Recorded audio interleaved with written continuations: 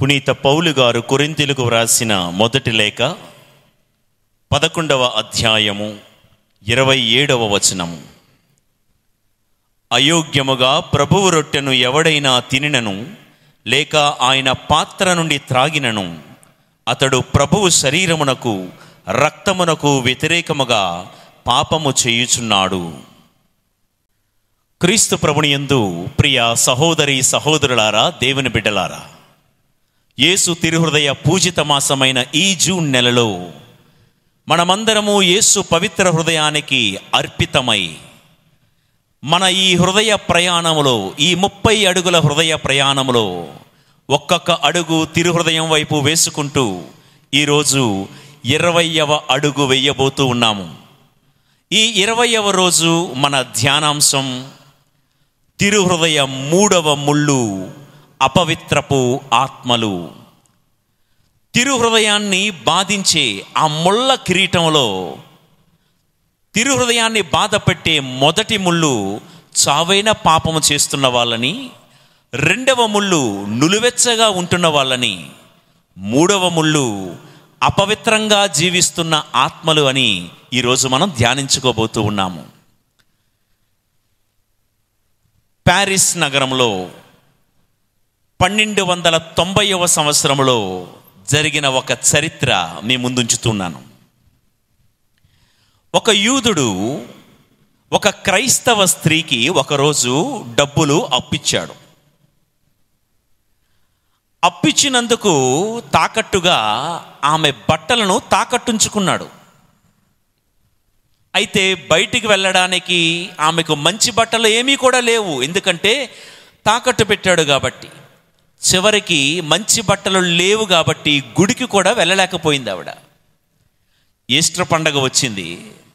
అయ్యా, ఈస్టర్ పండగ అయ్యా, గుడికి వెళ్ళడానికి మంచి బట్టలు ఏమీ లేవు, ఉన్న బట్టలన్నీ నీకు తాకట్టిచ్చాను, దయచేసి ఈ పండగ సందర్భంగా గుడికి వెళ్ళాలి, ఆ బట్టలు ఇప్పించయ్యా అని ఈ క్రైస్తవ స్త్రీ ఆ యూదుని అడిగిందంట.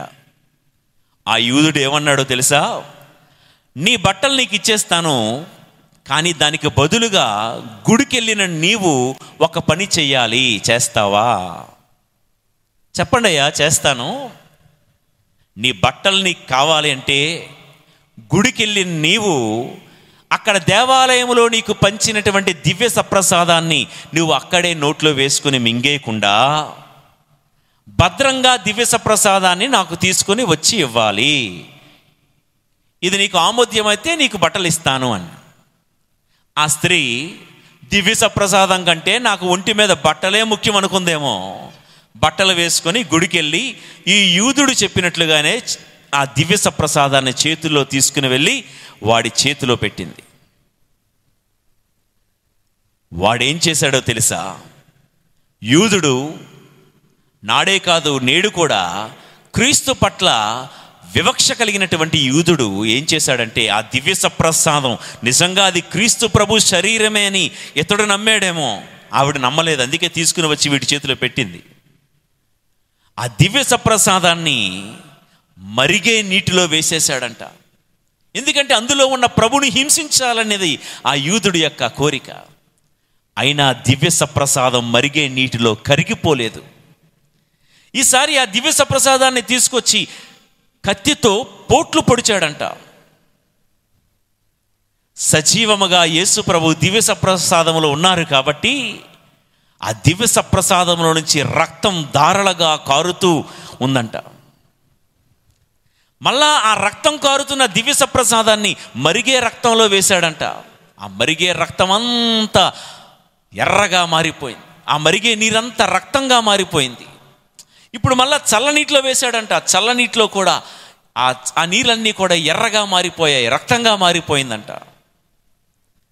ఈలోగా అప్పు కోసమని కొంతమంది ఆ యూదుడి దగ్గరికి వచ్చిన వాళ్ళందరూ ఈ దృశ్యాన్ని చూసి, అయ్యో మన ప్రభువుని ఎంత ఘోరంగా హింసిస్తున్నాడే అని అందరూ కూడా ఈ జరుగుతున్న విషయాన్ని అక్కడ ఉన్నటువంటి ఫ్రెంచ్ రాజు గారికి చేరవేసేలోగా జనాలు చూస్తూనే ఉన్నారు. ఆ జనాలందరూ చూస్తూ ఉండగా ఆ మరిగే నీటిలో ఉన్నటువంటి దివ్య సప్రసాదం, ఆ రక్తపు నీటిలో ఉన్న దివ్య సప్రసాదం అమాంతంగా అలా గాల్లో ఎగురుకుంటూ వచ్చి దివ్య సప్రసాదపు మందసములోనికి వెళ్ళిపోయిందంట. ప్రియులకు దేవుని బిడ్డలారా, హల్లెలూయా, హల్లెలూయా. ఈలోగా ఈ వడ్డీ వ్యాపారి అయిన ఆ యూదుడు చేసినటువంటి ఆ దుస్సంఘటనను అందరూ కూడా రాజుగారి దగ్గరికి తీసుకుని వెళ్ళారు.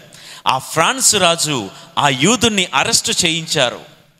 ఆ దివ్య సప్రసాదములో ఉన్నటువంటి యేసు తిరుహృదయానికి ఆ యూదుడు చేసినటువంటి ఆ పాపిష్టి క్రియకు పశ్చాత్తాప క్రియగా ఫ్రాన్స్ రాజు అక్కడ ఉన్నటువంటి క్రైస్తవుల సహాయంతో అక్కడ ఒక దేవాలయాన్ని దివ్య సప్రసాదమునకు గౌరవంగా నిర్మించాడు.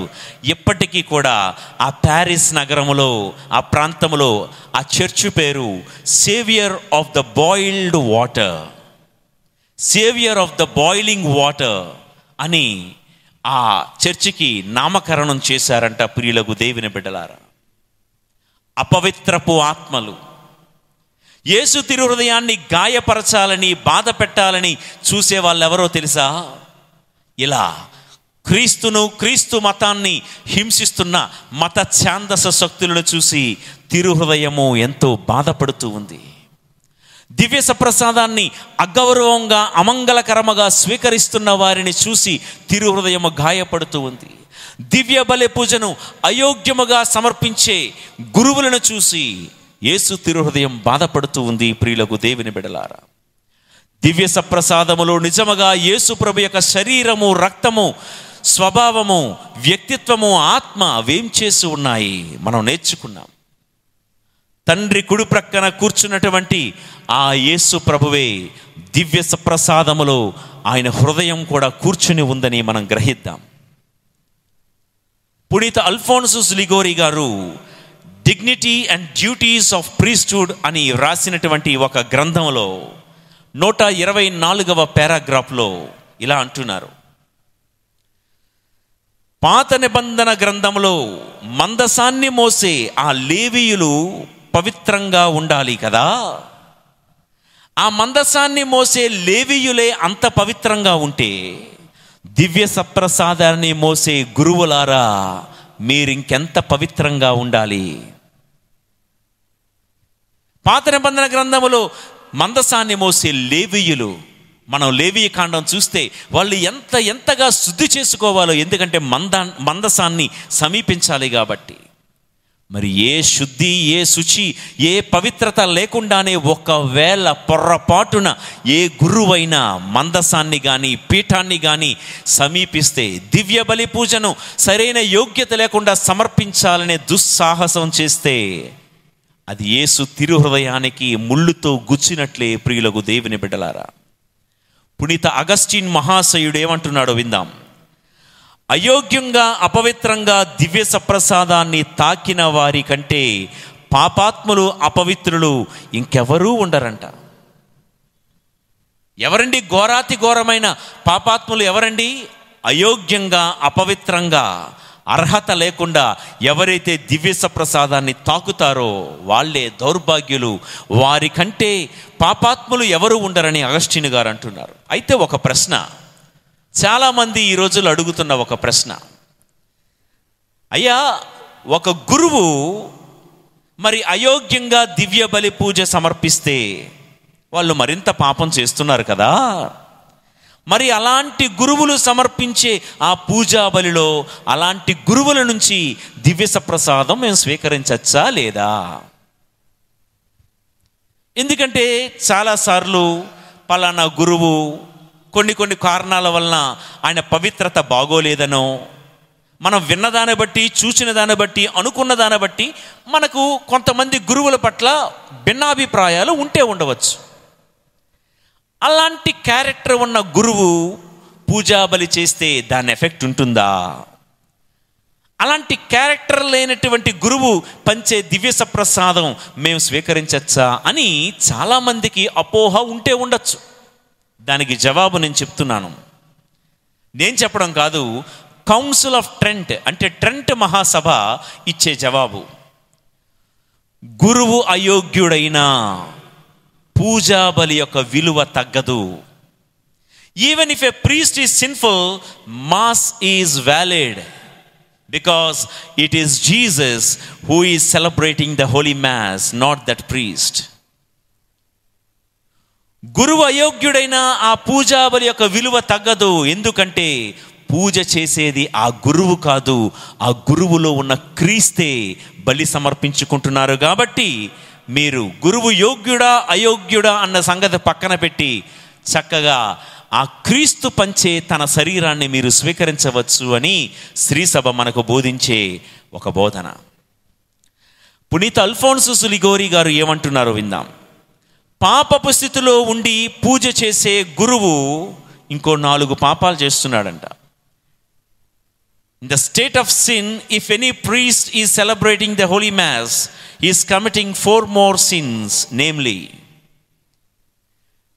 పాపములో ఉండే దీవిస్తూ ఉన్నాడు. ఆ దీవెన పాపం చేసినటువంటి గురువు ఏం చేస్తున్నాడు? ప్రజల్ని పాపములో ఉండే దీవిస్తున్నాడు, పాపములో ఉండే ప్రకటిస్తూ ఉన్నాడు, పాపములో ఉండే దివ్య సంస్కారాలు నిర్వహిస్తూ ఉన్నాడు. ఫైనల్లీ తనను తాను మరింతగా మాలిన్యపరుచుకుంటున్నాడు అని పునీత అల్ఫోన్సస్ లిగోరి గారు అంటున్నారు. యేసు ప్రభు ఒకసారి పునీత బ్రిజితమ్మ గారికి దర్శనమై ఇలా అన్నారండి: అయోగ్యంగా దివ్య పూజ చేసే గురువు, అయోగ్యంగా దివ్య సప్రసాదాన్ని స్వీకరించే ప్రజలు నన్ను సిలువ వేసిన ఆ యూదుల కంటే తీవ్రంగా హింసిస్తున్నారు. ప్రియులారా, నేను చెప్పేదంతా చరిత్ర, ఇది నిజం. బ్రిజితమ్మ గారికి యేసు ప్రభువు చెప్పేది ఏంటంటే, ఆనాటి యూదుల కంటే అయోగ్యంగా నన్ను స్వీకరించువారు నన్ను ఇంకా మరింత ఎక్కువగా హింసిస్తున్నారు. నా హృదయాన్ని పిండి చేసే ఆ ముళ్ళులాగా వాళ్ళు మారుతున్నారు అని అంటున్నారు. ప్రియులకు సహోదరి సహోదరులారా, జరిగిన ఒక యథార్థ సంఘటనను మీ ముందుంచుతాను. 1688వ సంవత్సరంలో సిసిలీ అనే ఊరిలో పునీత మేరీ క్రూసిఫైడ్ ఆఫ్ పాల్మా అనే ఈ పునీతురాలికి యేసు ప్రభు ఒక దర్శనమిచ్చారు. ఆ దర్శనం మీ కళ్ళ కట్టినట్లుగా వివరిస్తాను, ఆలకించండి. ఆ నగరమంతా, సిసిలీ నగరమంతా ఒక పెద్ద బోరధ్వని వినిపించింది. నగరమంతా గుడి గంటలు ఎలా వినిపిస్తాయో అలాగా నగరమంతా వినిపించేలాగా one big huge trumpet sound, ఒక పెద్ద బోరధ్వని. ఏంటది?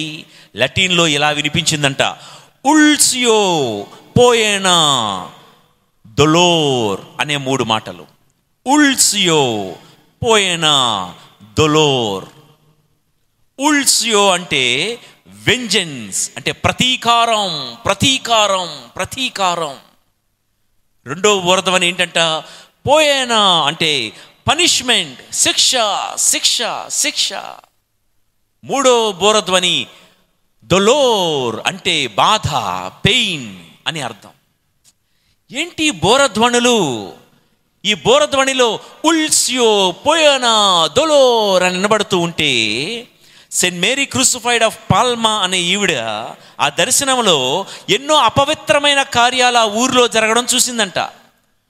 ఆ అపవిత్రమైన కార్యాల్లో ఒక కార్యం ఏంటంటే, ఆ ఊరిలో ఒక గురువు అంట తెల్లవారే నిద్ర నుండి లేచి కళ్ళు నులుముకుంటూ అంగీ వేసుకొని సరాసరి గుడిలోనికి వచ్చేసాడంట. గుడిలోనికి వచ్చి పూజ చేయడానికి రెడీ అయిపోతున్నాడంట. ఏ మాత్రం ప్రిపరేషన్ లేకుండా, ఏ మాత్రం సిద్ధపాటు లేకుండా నిద్ర నుండి లేచి లేవగానే సాక్రిస్ట్లోకి వచ్చి పూజా వస్త్రాలు వేసేసుకుంటుంటే మరొక్కసారి బోరధ్వని ఉల్సియో పోయేనా దొలోర్ అంటే ఏంటన్నాను? ప్రతీకారం, శిక్ష, ఇదిగో మరి బాధ. ఎందుకు ఇలా అయోగ్యంగా ఏమాత్రం సిద్ధపాటు లేకుండా ఈ గురువు పూజా బలి సమర్పించడం వలన ఆ ఊరికి క్షేమం కాదు, ఆ సంఘానికి క్షేమం కాదు. ఉల్సియో, ప్రతీకారం దేవుడు తీర్చుకోబోతున్నాడు. పోయానా, దేవుడు శిక్ష విధించబోతున్నాడు. దొలోర్, దీనివల్ల తీవ్రమైన బాధ మీకు రాబోతూ ఉంది. పూజా వస్త్రాలు వేసుకుని వెళ్తున్నటువంటి ఆ గురువు వెళ్తూ ఉంటే పీఠం వద్దకు వెళ్ళి పూజ ప్రారంభిస్తూ ఉన్నాడంట. పితా పుత్ర అనగానే దేవాలయం అంతా మరలా ధ్వనించిందంట. సేమ్ ఉల్సియో, పోయేనా, దొలోర్. ఇలాంటి అపవిత్రమైన కార్యం, అయోగ్యంగా చేస్తున్న ఈ పూజ, దీని వలన మీకు కానీ నగరానికి కానీ క్షేమం కాదు. పీఠమంతా అగ్ని జ్వాలలతో నిండిపోయిందంట, దేవుని కోపాగ్నితో. గురువు అయోగ్యంగా మధ్య పూజలో ఆ మాటలు చెప్తారే, ఏవి, మీరందరూ దీనిని తీసుకొని, ఈ మాటలు చెప్తూ ఉంటే భూకంపం వచ్చిందంట. ఆ దర్శనంలో భూకంపం వచ్చి సిలువపై ప్రభువు శిరము వంచి మరణించడం, మరియ తల్లి ఈ దృశ్యాన్ని చూసి ఏడుస్తూ ఉండడం. ఈ దర్శనాన్ని ఆ సిసిలీ నగరంలో సెయింట్ మేరీ క్రూసిఫైడ్ ఆఫ్ పాల్మా అనేటువంటి పునీతురాలు చూసిందంట. ఈ దర్శనం ఎందుకు వచ్చింది, దీని భావం ఏంటి, మా ఊరిలో ఎవరు అలాంటి గురువు ఉన్నారు, ఎక్కడ ఇలాంటి కార్యక్రమాలు జరుగుతున్నాయని ఆవిడ అనుకునే లోపు ఆ సంవత్సరమే సిసిలీకి పక్కనే ఉన్న నేపుల్స్ అనేటువంటి నగరంలో ఒక గురువు అయోగ్యమైన రీతిలో పూజ చేస్తూ ఉంటే భూకంపం వచ్చిందంట. పూజ జరుగుతున్నప్పుడే ఆ భూకంపానికి భూమి అతన్ని మింగేసిందంట. దర్శనములో ఆ సిసిలీ నగరములో Saint Mary crucified of Palma చూసినటువంటి ఆ దర్శనం ప్రభువు హెచ్చరించారు కదా, ఉల్సియో ఉల్సియో, పోయేనా, దొలోర్, ప్రతీకారం, శిక్ష రాబోతూ ఉంది ఇలాంటి కార్యాలకు అని ఆ హెచ్చరిక నేపుల్స్ నగరములో యథార్థ రూపం జరిగిందంట. ప్రియులకు దేవుని బిడ్డలారా, కాబట్టి యేసు తిరుహృదయాన్ని బాధిస్తున్నవి ఏంటి, ఆ మూడో ముళ్ళు ఏంటయ్యా అంటే, ఇదిగో ప్రియులకు దేవుని బిడ్డలారా, ఇలా అపవిత్రపు ఆత్మలు, అపవిత్రంగా పూజ చేసేవాళ్ళు, అపవిత్రంగా దివ్య సప్రసాదాన్ని స్వీకరించే వాళ్ళ వలన యేసు తిరుహృదయానికి మరింత గాయమవుతుంది. పునీత 2వ జాన్ పాల్ పాపు గారు ఎక్లేసియా దే యూకరిస్తియా అనే ఒక లేఖలో ఇలా అంటున్నారు, గురువు ఎలాగైతే అయోగ్యంగా పూజ చేస్తే కీడు జరుగుతుందో, ప్రజలకు కూడా అయోగ్యంగా దివ్య సప్రసాదం స్వీకరించకూడదు. మనం చదువుకున్న వాక్యంలో పౌలు గారు కొరింథీయులకు వ్రాసిన మొదటి లేఖ 11వ అధ్యాయము 27వ వచనములో. కాబట్టి క్రీస్తుతోనూ శ్రీసభతోనూ జీవిత భాగస్వామితోనూ సంబంధం పొత్తు లేని వారు దివ్య సప్రసాదం స్వీకరించకూడదు. If there is no communion among the people and there is no communion with the Lord. Cardinal Sarah అనేటువంటి ఆ కార్డినల్ గారు చెప్పే మాట ఏంటంటే, శ్రీ సభతోనూ క్రీస్తుతోనూ వారు కట్టుకున్న జీవిత భాగస్వామితోనూ సంబంధం లేని వాళ్ళు దివ్య సప్రసాదం స్వీకరించి క్రీస్తుతో ఎలా సంబంధం ఏర్పాటు చేసుకోగలరు? అందుచేత వాళ్ళు కూడా సప్రసాదంకి దూరంగా ఉండాలి. సప్రసాదానికి దూరంగా ఉండడం అంటే ఏంటి? అందులో ఉన్న యేసు తిరుహృదయానికి కూడా దూరంగా ఉన్నట్లే ప్రియులకు దేవుని బిడ్డలారా. శ్రీసభ సత్యోపదేశం, జస్ట్ నెంబర్లు చెప్తున్నాను, మీ ఇంట్లో పుస్తకం అంటే చదవండి. 271 నుంచి 273, 282, 1376, 1377 అనే ఈ పారాగ్రాఫుల్లో దివ్య సప్రసాదములో యేసు ప్రభువు ప్రత్యేకంగా తన హృదయం ఖచ్చితంగా ఉన్నారు అని ఈ పారాగ్రాఫులు చెప్తూ ఉన్నాయి. లూమెన్ జెన్సియం అనేటువంటి అధికార ఒక ద్వితీయ వాటికన్ మహాసభలు ఇచ్చినటువంటి దానిలో number 11, Eucharist is the source and summit and pillar of the church అని చెప్తూ ఉన్నారు. లూకా సువార్త 15:5లో దివ్య సప్రసాదము లేక మీరేమయూ చెయ్యలేరు, యేసు తిరుహృదయము లేక మీరేమయూ చెయ్యలేరు. ప్రభు అంటున్నాడు, నేను లేక మీరేమయూ చెయ్యలేరు. మత్తయి సువార్త 28:20లో ప్రభు అంటున్నారు, లోకాంతము వరకు సర్వదా నేను మీతోనే ఉంటాను. ఎలా? నా హృదయం. మీరు నా హృదయంతో ఉండండి, లోకాంత్యం వరకు నేను సర్వదా మీతోనే ఉంటాను అని. చివరగా ఒక సంఘటన చెప్పి నేను ముగిస్తాను. ప్రియులకు దేవుని బిడ్డలారా, ఒకరోజు ఒక పేదవాడు ఒక బిషప్ గారి దగ్గరికి వచ్చారు. బిషప్ ఆఫ్ నోలా సెయింట్ పౌలినస్ అనేటువంటి ఒక బిషప్ గారి దగ్గరికి వచ్చాడు. ఒక పేదవాడు వచ్చి, అయ్యా ధర్మం చెయ్యండి ప్రభు అని అడుక్కున్నాడంట. బిషప్ గారు ఏదో ధర్మం చేద్దామని ఇలా ఇవ్వబోతూ ఉంటే అతడు చెయ్యి చూచి ఆశ్చర్యపోయాడంట. ఎందుకంటే అతడి చెయ్య చచ్చుబడిపోయి ఉంది. ఏదో పక్షవాతం వచ్చి ఏదో ఒక జబ్బు వచ్చిన వాళ్ళలాగా కొయ్యబారిపోయి ఉందంట. బిషప్ గారు అడిగారంట, నీ చెయ్యికి ఏమైంది, ఎందుకు ఇలా అయిపోయింది నీ చెయ్యి అని అడిగితే వాడు చెప్పాడంట, అయ్యా నేను వయసులో ఉన్నప్పుడు, యవ్వనంలో ఉన్నప్పుడు ఒకసారి మా అమ్మ గుడికి వెళ్ళమని చెప్పింది. వయసులో ఉన్నప్పుడు ఏ రోజు కూడా మా అమ్మ మాట వినేవాడిని కాదు నేను. తల్లి చెప్పగా చెప్పగా చెప్పగా తల్లి మాటలు నాకు చులకనైపోయాయి. ఒకసారి నన్ను నా తల్లి మందలించింది, నువ్వు గుడికి వెళ్ళాలి, ఆదివారం గుడికి వెళ్ళాలి, అక్కడ నీకోసం దివ్య సప్రసాదం యేసు తిరుహృదయం వేచి ఉన్నారని చెప్తూ ఉంటే నా తల్లి మందలిస్తూ ఉండడం నాకు నచ్చలేదు. కోపం తట్టుకోలేక గుడికి వెళ్ళమని చెప్పిన నా తల్లిని మీద చెయ్యి చేసుకున్నాను. ఈ చేతితో నా తల్లి చెంపను చెల్లుమనిపించాను. ఎందుకో ఇష్టం లేకుండానే అదే రోజు గుడికి వెళ్ళాను. గుడికి వెళ్ళి ఏదో యామరపాటుగా అందరూ లైన్ కడుతున్నారు కదా అని నేను కూడా లైను కట్టి దివ్య సప్రసాదం స్వీకరించడానికి చెయ్యి ఇలా చాపాను. అంతే, ఆ క్షణము నా చెయ్యి చచ్చుబడిపోయింది. పాపం చేసి కూడా ఏమీ ఎరగలేనట్లు, ఎవరికీ తెలియలేనట్లు, ఎవరూ చూడలేనట్లు నేను ఇంటిలో చేసిన పాపం దేవుడు తన కంటిలో చూశాడయ్యా. నరమాతృలందరూ నన్ను ఒప్పుకున్నా ఆ దేవుడు మాత్రం నన్ను శపించాడు. ఇలా ఆ దేవుడి ప్రేమ నా తల్లిలో ఉందని నేను గుర్తించలేదు. తల్లిని చెంపతో కొట్టిన ఆ క్షణమే యేసు తిరుహృదయాన్ని కూడా నేను చెంపతో నేను కొట్టినట్లే కదా. దివ్య సప్రసాదం యేసు తిరుహృదయాన్ని స్వీకరించాలని చాపిన ఆ చెయ్యి నాడు చచ్చుబడిపోయింది. నాటి నుండి నేటి వరకు నేను ఇలానే ఉండిపోయానని చెప్తే బిషప్ పౌలినస్, బిషప్ ఆఫ్ నోలా, ఆ పిల్లవాడిపై జాలిగా చూశాడు. వాడిని చూసి, వాడు చేసిన పాపిష్టి పనికి చూసి అసహించుకోకుండా బిషప్ గారు ఒక మాట అన్నారంట, జరిగిందేదో జరిగిపోయింది. మనం ఆరాధించే దేవుడు పాపాన్నే ద్వేషిస్తాడు తప్ప పాపాత్ముని కాదయ్యా. నువ్వు ఎప్పటికైనా మారు మనసు పొంది యేసు తిరుహృదయానికి నిన్ను, నీ జీవితాన్ని, చచ్చుబడిపోయిన నీ చేతిని అర్పించుకో. ఓ యేసు తిరుహృదయమా, మరలా తిరిగి నా చేతికి బలాన్ని, శక్తిని ఇస్తే ఈ చేత్తో నీ భక్తిని ప్రకటిస్తానని చెప్పు. యేసు తిరుహృదయానికి 9 శుక్రవారాలు నిన్ను నీవు అర్పణ చేసుకో అని చెప్పాడంట.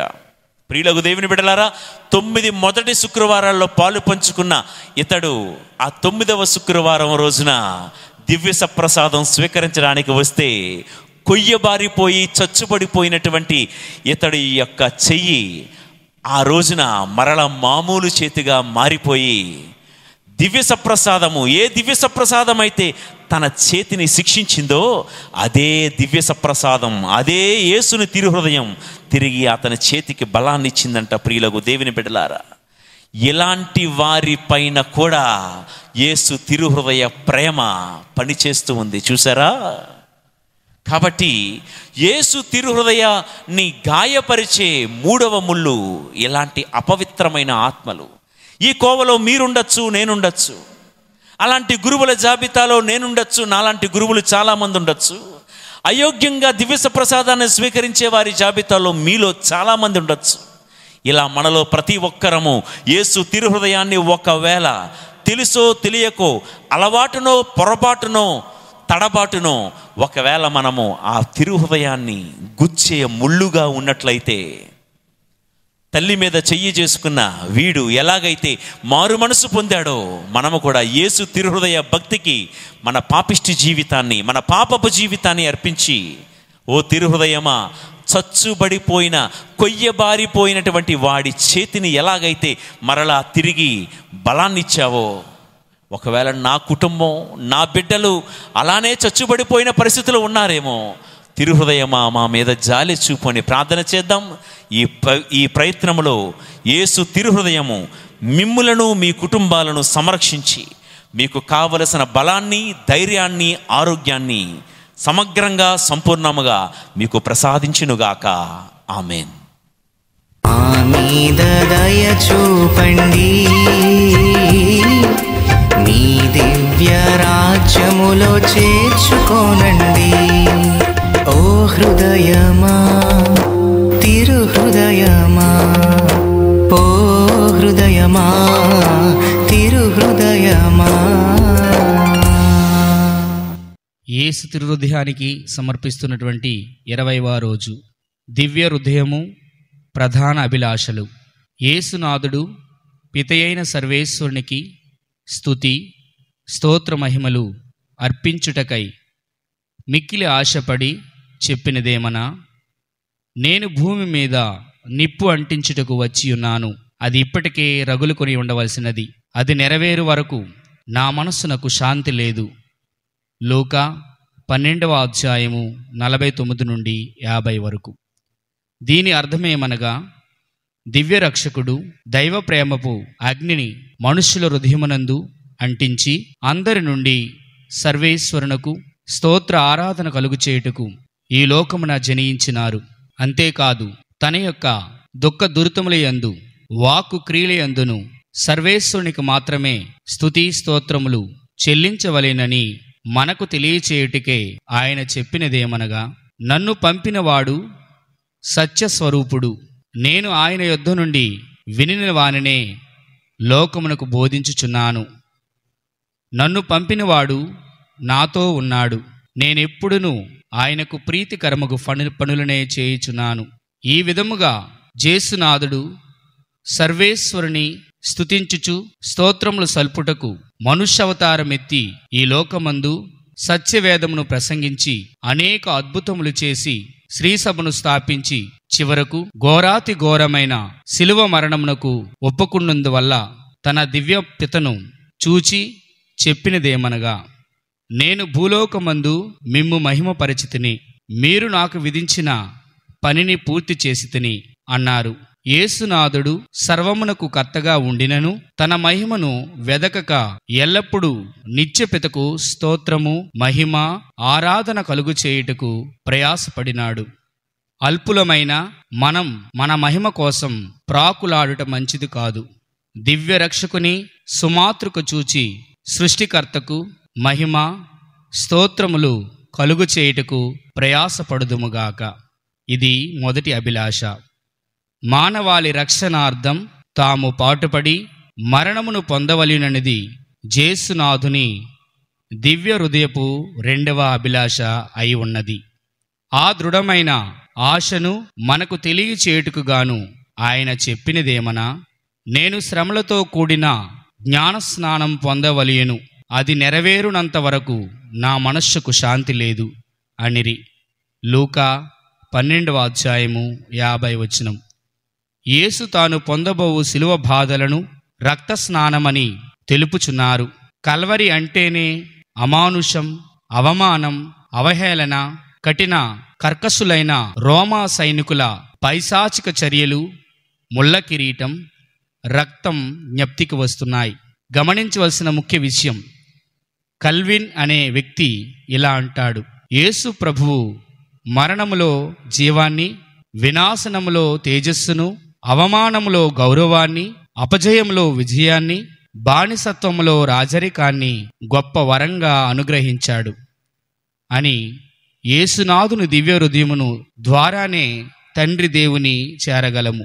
కావున అమూల్యమైన ఈ జీవితం అనవసరమైన వాటి కోసం వృధా చేయక ముఖ్యమైన యేసుక్రీస్తు రక్షణను ప్రార్థన ద్వారా, దివ్య పూజా బలి ద్వారా, దివ్య వాక్కునందు, దివ్య సంస్కారములందు పొందటానికి కృషి సల్పుదాం.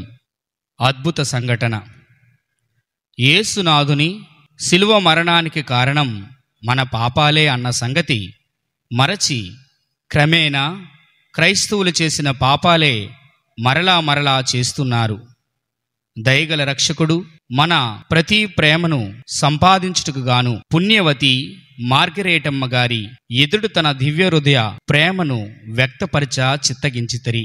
ఈ పునీతురాలు ఫ్రాన్స్ దేశంలో 1643వ సంవత్సరంలో ముందు పుట్టింది. చిన్నతనము నుండి దైవభక్తిని అలవర్చుకుంది.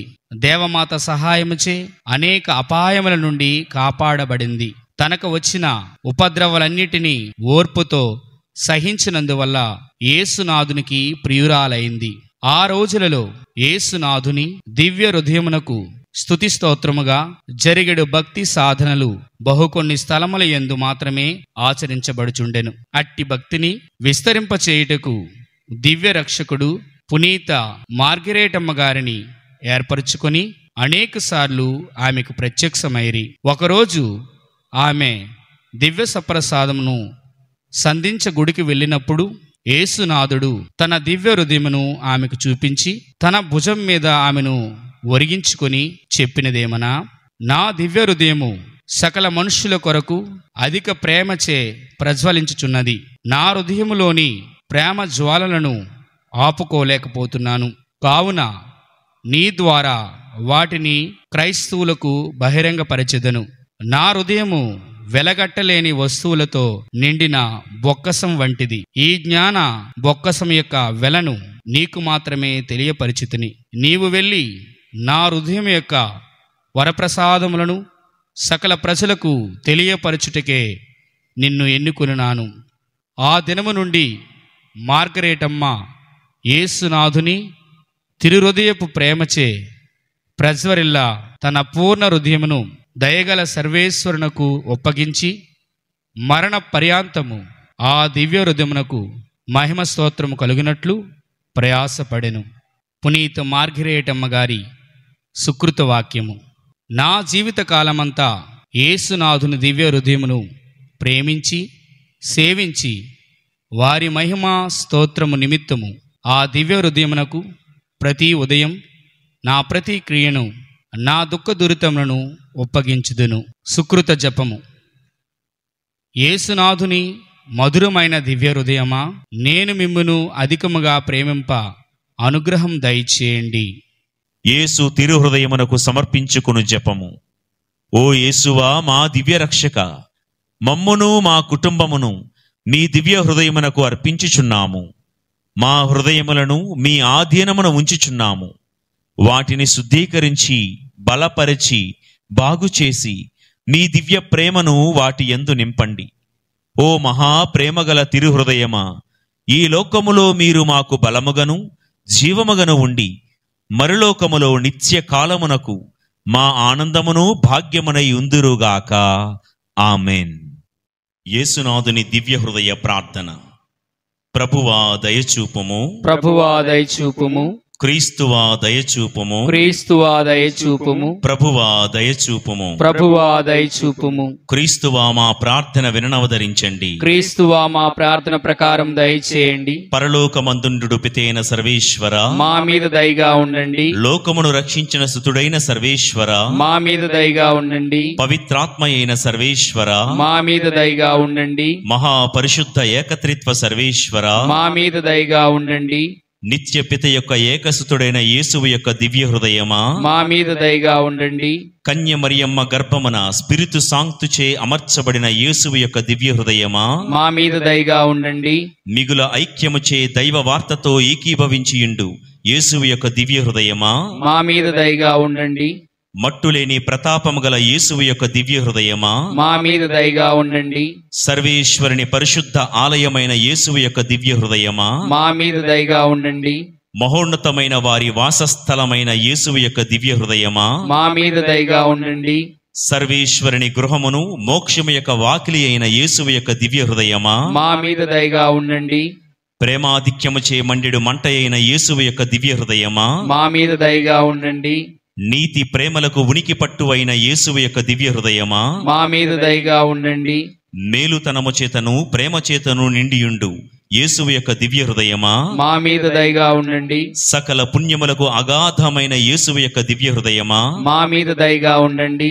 సకల స్తోత్రములకు మిగుల పాత్రమయ్యుండు యేసువు యొక్క దివ్య హృదయమా, మా మీద దయగా ఉండండి. సకల హృదయములకు రాజును మధ్యస్థానమనైన యేసువు యొక్క దివ్య హృదయమా, మా మీద దయగా ఉండండి. జ్ఞాన వివేకములచే నిండిన జ్ఞాన ద్రవ్యములన్నీ కలిగియుండు యేసువు యొక్క దివ్య హృదయమా, మా మీద దయగా ఉండండి. దైవత్వ సంపూర్ణము వాసము చేయు యేసువు యొక్క దివ్య హృదయమా, మా మీద దయగా ఉండండి. మీ పితకు మిగుల ప్రియమైన యేసువు యొక్క దివ్య హృదయమా, మా మీద దయగా ఉండండి. మీ సంపూర్ణమైన మేలులను మేమందరము పొందినట్టుల చేసిన యేసువు యొక్క దివ్య హృదయమా, మా మీద దయగా ఉండండి. పూర్వ వేదములో జీవించిన పుణ్యాత్ముల దీర్ఘదర్శుల ఆశయైన యేసువు యొక్క దివ్య హృదయమా, మా మీద దయగా ఉండండి. ఓర్పును మిగుల దయాలత్వమును గల యేసువు యొక్క దివ్య హృదయమా, మా మీద దయగా ఉండండి. మిమ్ము ప్రార్థించు వారికెల్లరకు పూర్ణముగా వసుగడు యేసువు యొక్క దివ్య హృదయమా, మా మీద దయగా ఉండండి. జీవమునకు పరిశుద్ధతనమునకు ఓటయైన యేసువు యొక్క దివ్య హృదయమా, మా మీద దయగా ఉండండి. మా పాపముల మన్నింపుకు తగిన పరిహారమైన యేసువు యొక్క దివ్య హృదయమా, మా మీద దయగా ఉండండి. నింద అవమానములచే నింపబడిన యేసువు యొక్క దివ్య హృదయమా, మా మీద దయగా ఉండండి. మా అక్రమముల నిమిత్తము నలుగు కట్టబడిన యేసువు యొక్క దివ్య హృదయమా, మా మీద దయగా ఉండండి. మరణ పర్యంతము విధేయతను చూపిన యేసువు యొక్క దివ్య హృదయమా, మా మీద దయగా ఉండండి. ఈటచే పొడవబడిన యేసువు యొక్క దివ్య హృదయమా, మా మీద దయగా ఉండండి. సర్వ ఊరటలకు ఊరట అయిన యేసువు యొక్క దివ్య హృదయమా, మా మీద దయగా ఉండండి. మా జీవమును ఉత్థానమైన యేసువు యొక్క దివ్య హృదయమా, మా మీద దయగా ఉండండి. పితతో సమాధానపరచి ఐక్యము కలుగజేయు యేసువు యొక్క దివ్య హృదయమా, మా మీద దయగా ఉండండి. పాపుల నిమిత్తము బలి అయిన యేసువు యొక్క దివ్య హృదయమా, మా మీద దయగా ఉండండి. మిమ్ము నమ్మిన వారలకు రక్షణ అయిన యేసువు యొక్క దివ్య హృదయమా, మా మీద దయగా ఉండండి. మీ యందు మరణించు వారలకు నమ్మిక అయిన యేసువు యొక్క దివ్య హృదయమా, మా మీద దయగా ఉండండి. సకల పునీతుల ఆనందమైన యేసువు యొక్క దివ్య హృదయమా, మా మీద దయగా ఉండండి. లోక పాపములను పరిహరించెడు సర్వేశ్వరుని దివ్య గొర్రెపిల్ల అయిన యేసువా, మా పాపములు మన్నించండి స్వామి. లోక పాపములను పరిహరించెడు సర్వేశ్వరుని దివ్య గొర్రెపిల్ల అయిన యేసువా, మా ప్రార్థన ప్రకారం దయచేయండి స్వామి. లోక పాపములను పరిహరించెడు సర్వేశ్వరుని దివ్య గొర్రెపిల్ల అయిన యేసువా, మా మీద దయగా ఉండండి స్వామి. హృదయమునందు దీనతయును శాంతమును గల యేసువా, మా హృదయములు మీ హృదయమును ఒప్పి ఉండులాగును చేయండి. ప్రార్థించుదము. సర్వశక్తుడైన నిత్య సర్వేశ్వర, మీకు మిక్కిలి ప్రియసుతిని హృదయమును ఆయన పాపుల పేరిట మీకు చెల్లించిన పరిహారమును స్తోత్రమును కృపతో చూడనవదరించండి. దేవరవారు కనికరించి అడుగుకును వారలకు మన్నింపును వసగనవదరించండి. దేవరవారితోనూ పవిత్రాత్మతోనూ జీవితులైన సదాకాలము రాజ్య పరిపాలనము చేయు మీ దివ్యసుతుడగు యేసుక్రీస్తు పేరిట ఈ మనవిని దయచేయండి. ఆమేన్. ఆమేన్.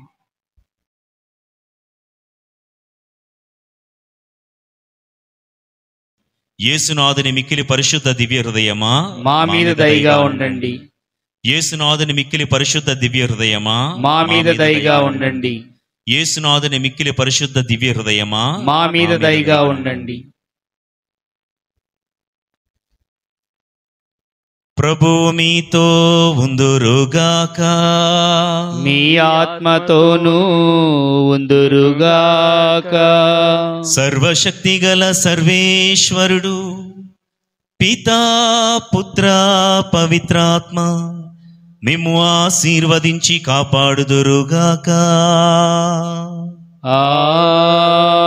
ఆమేన్.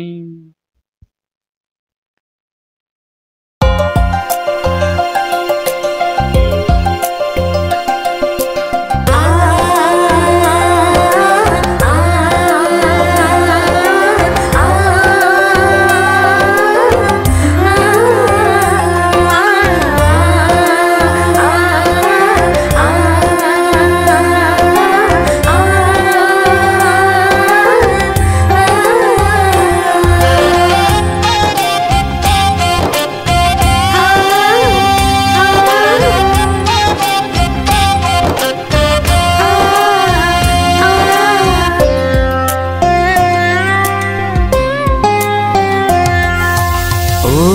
హృదయమా తిరు హృదయమా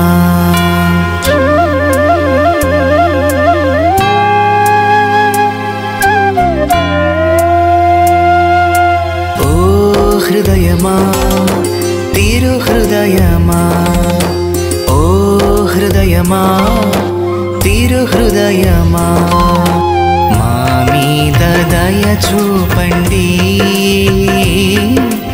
మీ దివ్య రాజ్యములో చేర్చుకోనండి మా మీద దయ చూపండి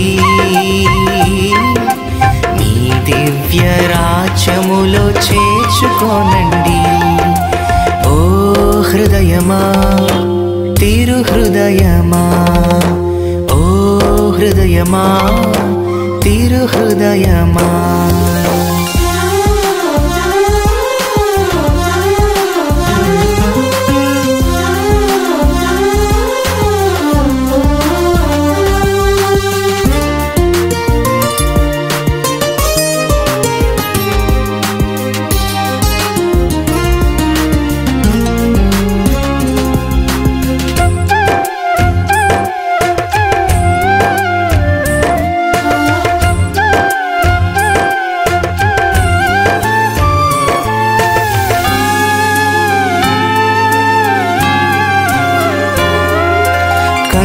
మరియ గర్భాన పవిత్రాత్మచే ఉదయించిన ఓ తిరు హృదయమా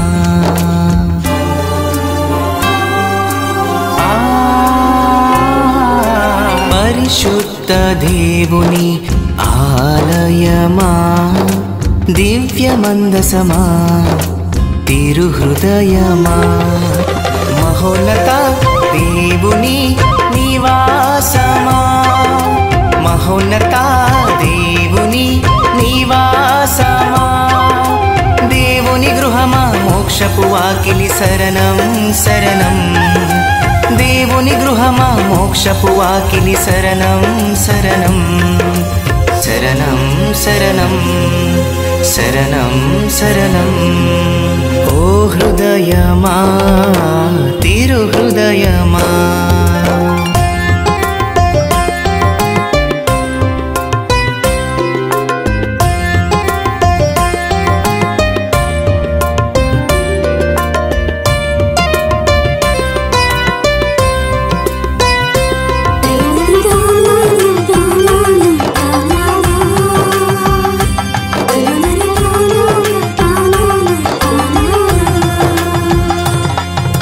ప్రేమాగ్నిచే మండుచున్న తిరు హృదయమా నీతి ప్రేమల ఊటయైన తిరు హృదయమా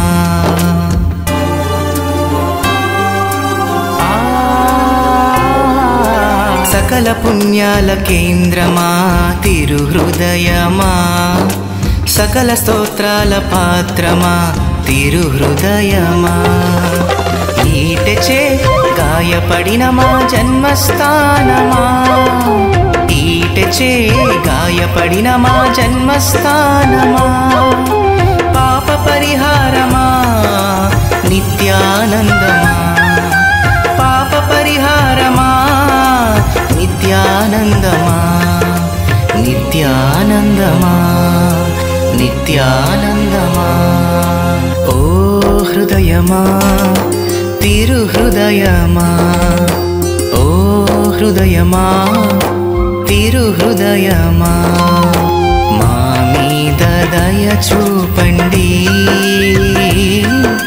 మీ దివ్య రాజ్యములో చేర్చుకోనండి మా మీద దయ చూపండి మీ దివ్య రాజ్యములో చేర్చుకోనండి ఓ హృదయమా తిరు హృదయమా ఓ హృదయమా తిరు హృదయమా